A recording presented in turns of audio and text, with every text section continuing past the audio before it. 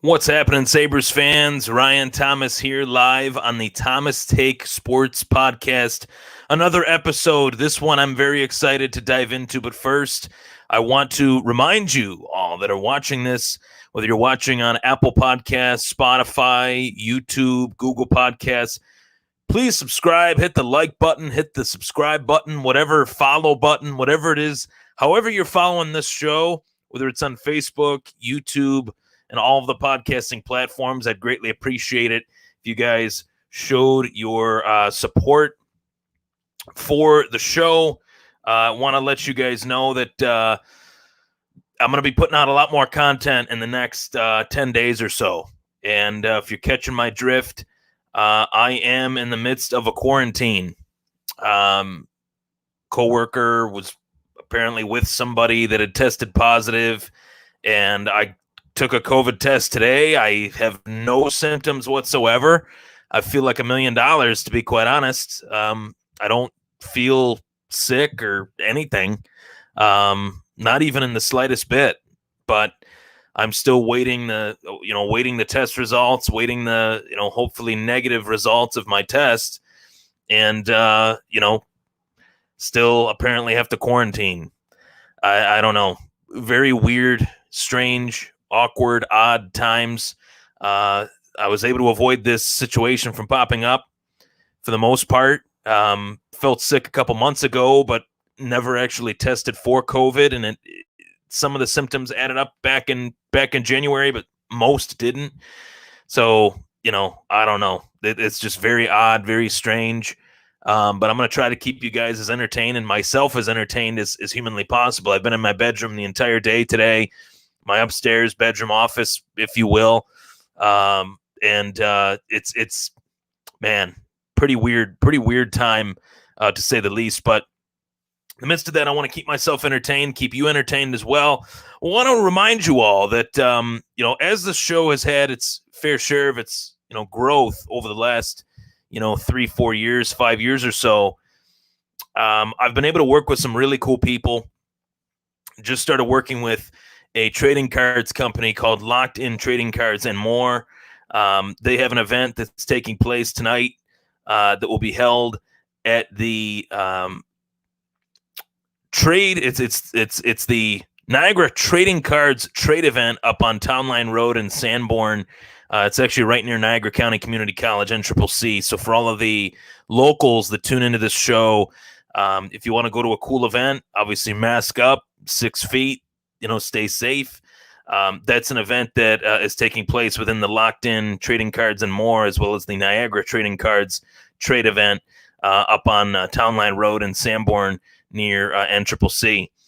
They'll have, Bills cards, baseball cards, hockey cards, Sabres cards that you guys can kind of, sift through and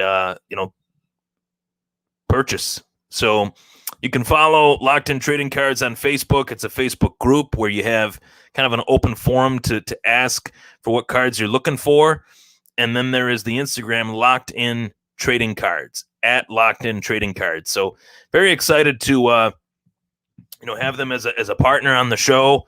I'm a big trading card memorabilia, sports memorabilia guy, as you can see behind me. So very excited to work with them and let you guys know of a cool event to attend. As well, join the conversation on this show by firing away comments in the comments section below. You can follow me on Twitter as well and Instagram at Ryan Thomas Take, YouTube, Facebook, the Thomas Take Sports Podcast. If you don't have Twitter or Instagram, chances are you watch videos on YouTube, you're on Facebook. Follow me where you can. So this episode is dedicated to the Buffalo Sabres. Is Don Granato the man for the job? The Buffalo Sabres interim head coach and Sabres general manager Kevin Adams stated a couple days ago that Don Granato is in the running for the job of possibly becoming the next head coach of the Buffalo Sabres. And that's big news. It's big news because, let's be honest, this season is probably one of the worst seasons in recent Sabres history. The fact that Ralph Kruger was just such a disappointment as the head coach of this team, was so inept, was just completely out of his element. I think is the head coach of this team. Maybe one of the worst head coaching hires the Sabres have ever had. But along the way, you have to find that guy who's next. If you make that decision to fire a head coach, you decide to fire Ralph Krueger, you got to say to yourself, okay, well, who's going to take this spot? And even on an interim basis, who is that guy that is worthy enough to hold that spot, that interim tag as an interim head coach for our hockey club? And Don Granato, who was brought in by Ralph Krueger, was tabbed as that guy that should be possibly the next head coach of this team. And I know a lot of Sabres fans are rolling their eyes at the thought that Don Granato could be the next head coach of the Sabres, but it's an idea that I think is gaining traction for all the right reasons. We have seen a uptick in terms of effort. We have seen an uptick in terms of quote-unquote heart, dedication. I honestly can say that since Don Granato has been named the interim head coach of the Buffalo Sabres, he has just simply let the players play. He's let the players play to their strengths, whatever line combination is needed, whatever line combination is necessary in order to see the players maximize their full potential. That's what Don Granato has looked towards doing. And I want to say that is refreshing. It's encouraging. And it's something that I think it's been missing on this Buffalo Sabres team. And there's no doubt about it. There are players that have stood out under Granato that were not standing out in comparison to Ralph Krueger. And I'll start off with number one, Casey Middlestat. Casey Middlestat, top pick, top 10 guy, great player in college, was seen as one of the better North American skaters going from the NCAA, junior circuit to the NHL. And he goes from being one of these names that is held in high regard to a guy that was sent from Buffalo back down to Rochester.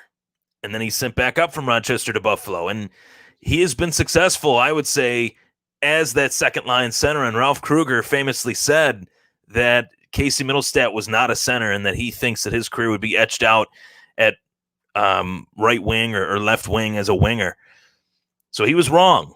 And Granato ultimately said, I'm not going to really take that into account.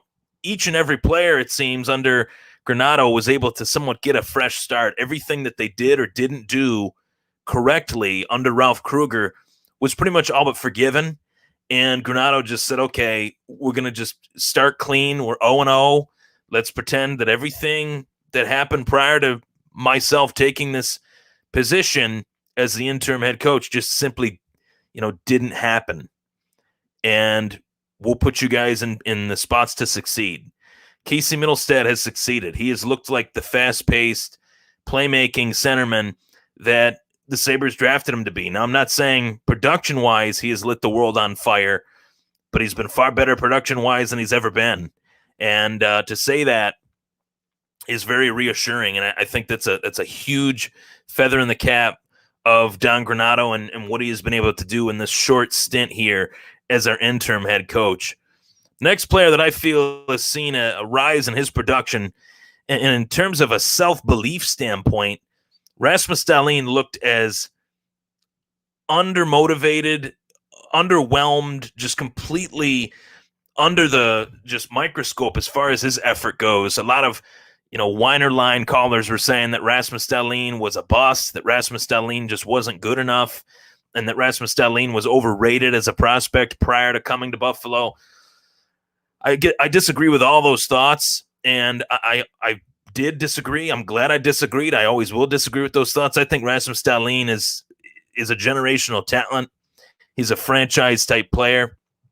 He's a player that I think coming onto this team, first overall draft choice, the microscope was on him, unlike Jack Eichel even. Because Rasmus Dahlin, that first overall pick, you win the lottery, you get that first overall pick. He is seen as the next Lindstrom. That's a lot of pressure. That's a lot of pressure for a 17, 18-year-old kid to come in as a first overall pick and be that right out of the gate. No player is that good right out of the gate. There is that adjustment level, just like there is from the NCAA to the NFL. There is that adjustment level from playing for Sweden in the World Juniors tournament, playing in the National Hockey League, playing among men as a 17, 18-year-old kid. And you see these last few games that the playmaking ability of Rasmus Dahlin, the tone setter that Rasmus Dahlin can be on this team, playing to his strengths rather than playing to his weaknesses. Ralph Kruger tried to force these guys to play within a system, whereas Don Granato has said, yeah, we have a system to our game, but our system is what the strengths of our players is within the strengths of our players, I should say. That's the system. It's almost as if Granato has said, hey, we're going to put this guy with this guy with this guy, Dahlin, in this case, Dahlin with Henry Jokiharju, and we'll see what he's made of. And we'll let those guys just play. We're not going to be over-critical, over-analytical. We'll just let these guys play. Rasmus Dahlin has just looked like a young kid, for lack of a better term, out there coming into the league. This is how you thought he would look, kind of smiling, playing loose, playing fun, playing fresh, and not letting the expectations that have been thrusted upon him kind of, echo in his ear, echo in his head, echo in his mind. And, that's what I've seen these last, I'd say, 2 weeks, especially from Rasmus Dahlin. And there's been games where Rasmus Dahlin, in particular against the New Jersey Devils about a week ago, Rasmus Dahlin took over that game. He was setting the table for guys like Middlestat and the next player on this list, Tage Thompson. Tage Thompson gets so much flack on Sabres Twitter. Some of the media outlets that cover the Sabres say that he was one of the worst returns that you could get for Ryan O'Reilly, and that he was the throw-in of that trade. I disagree when you look at the fact that this guy's actually still on the Sabres, whereas Berglund and some of the other guys that were brought in from that O'Reilly trade aren't even on the Sabres anymore. Tage Thompson was the project piece of that trade. 6'5", 220, 230 pounds. He's a big forward, whether he's playing wing, whether he's playing center. I think the sky's the limit for a young player like that, a guy that can shoot, a guy that can pass, and a guy that can hit. It's a rarity to have that on this team, and it's a rarity to really see that in the NHL anymore. And I think we've seen that. I want to also throw out there the old school mentality that we saw the other night in Boston. You're going up against Taylor Hall. You're going up against Curtis Lazar for the first time, in their debuts with the Bruins post being traded from Buffalo. And you got Rasmus Asplund, a young player in this league. You got Rasmus Dahlin, a young player in this league. Both of those guys are just getting thrown around like rag dolls by the physical Boston Bruins. And Tage Thompson says, hold up, wait a minute. Those are my teammates. Someone's got to stick up for them. Why not me? Was that fight one-sided or what? Did Richie land at will on Tage Thompson? Yes, he did. It was an L for Tage Thompson. But you miss 100% of the shots that you don't take, right? And Tage was willing to take the shot, and he took a lot of shots in the process. So big ups to him for stepping up to the plate, the baseball reference, dropping the gloves, and defending his teammates. It's a concept that has fallen on deaf ears with this Sabres team, and I was happy and proud that Tage Thompson actually was willing to drop the gloves and make that happen. Last and certainly not least, a player that has seen production within the last couple weeks since the Kruger firing and since the promotion of Don Granato is Jeff Skinner, the $9 million a year winger, former 40-goal scorer for this team. I think the writing was on the wall for Ralph Kruger when he was fired due to the fact that the losing streak was still in its, at its point. We were still within that point of the losing streak. But frustration and tension was building within the Sabres fan base due to how Ralph Kruger completely and totally mishandled, I think, one of the top 5 players on this roster in Jeff Skinner. Now, Jeff Skinner had a pretty abysmal year last year. Really, post the Phil Housley coaching era within the Buffalo Sabres, Jeff Skinner has just not been the same player, but it's not Jeff Skinner's fault. I'm here to tell you that Ralph Kruger completely mismanaged and misutilized Jeff Skinner.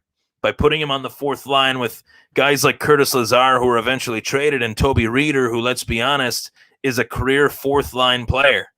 You put Jeff Skinner on a line with Tage and Casey Middlestat, or when Jack comes back next year, Jack Eichel, if he's still on the team. It's another topic for another day. With Reinhardt, if he's still on the team, that's another topic for another day. But you put Jeff Skinner with the best players possible. You put your best players with the best players possible, and you will see those players succeed. You will see those players put up some sort of offensive production. Jeff Skinner was not going to produce with Curtis Lazar and Toby Reeder. That was a no-win scenario for a guy that's getting paid $9 million, who is indebted to this team, indebted to this city, has signed on the bottom line of a contract that keeps him here for the next 6-7 years. I scratch my head at that, and I always will for to the test of time. Until the test of time. Ralph Krueger talked to the media about Jeff Skinner and why he put him in that fourth line position and why he felt like it was justifiable. It was not. And I think that, among many other reasons, was why Ralph Krueger was fired, and rightfully so. Jeff Skinner belongs on the first line, or at worst, the second line of this team. You stick him in the second line, you stick him in the first line, his ebbs and flows, his peaks and valleys, as every athlete has. You wait through them. You be patient. You stay through those struggles. Stay patient, because you're paying this guy $9 million. He's not going anywhere. You're stuck with Jeff Skinner, whether people want to hear that or not. We are. And I'm okay with that. I like Jeff Skinner. I think he's a great player. And I think that the best is yet to come with him. I think that the potential to get back to those, maybe not a 40 goal scoring season, but a 25 to 35 goal scoring season, is something that's doable, is something that I could easily see happening. So here is my final take on whether Don Granato is the man for the job. Now, it comes down to a few different factors. Don Granato has seen this, has watched the Sabres team produce under him post Ralph Krueger being fired. Now, could it have gotten much worse from Krueger to Granato? No, it couldn't have. They were at the bottom. They were at the basement. They were, obviously at a low point in the franchise's history, I think, under Ralph Krueger. So Granato could only make it better. He couldn't really make things much worse, because it was as low as it could get in terms of the severity of how bad things were. So when I say that, Don Granato has done a great job, I think he has done a great job, not even necessarily wins and losses wise, but obviously with the players that I named. Those are four guys that the Sabres need to have on this team producing each and every year. And Granato has been able to maximize their talent to his credit. So does that deserve a head coaching job? I think a head coach for the Sabres has to be a few different things. It has to be somebody that's experienced with coaching young players. Granato is experienced in doing that. That's a huge feather in his cap. Now, will that equal to Granato getting the head coaching job? And this is the tough part. I stated that my ideal head coach for the Buffalo Sabres would be a head coach that has experience as a NHL head coach, whether it's with one team, two teams. Experience could be winning and losing, experiencing both success and failure, because let's face it, at first, if it's Granato or if it's anyone else, whoever takes this job has to expect failing originally. This is not going to get fixed overnight. This is going to take some time. You could hire an associate GM. You can bring in big-name players. It's going to take a long while for the Sabres pipeline to get moving again and to get this organization back on the right track.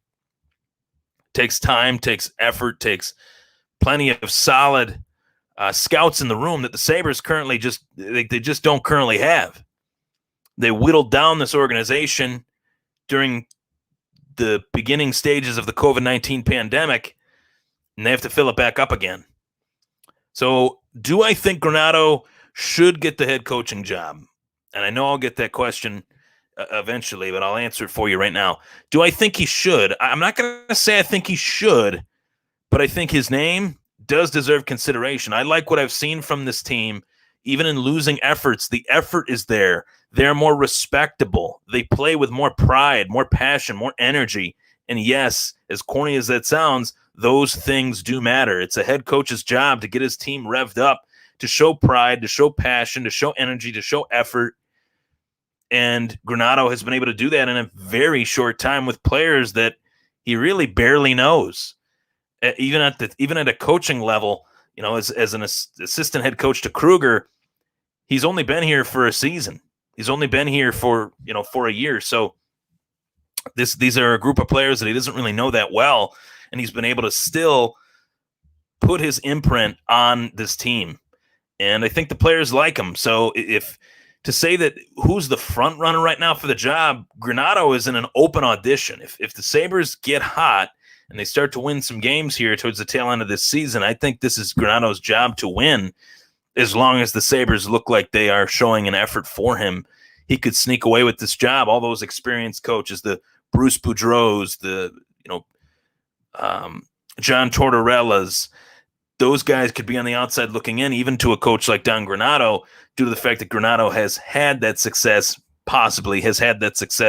with the Sabres throughout the rest of the season, if in fact he does. I like what I've seen. Obviously, they're not head and shoulders above Ralph Kruger wins and losses wise, but in terms of productivity, in terms of effort, energy, passion, I like what I've seen from Don Granato, and I'm thankful that he was given this opportunity because clearly he deserved it.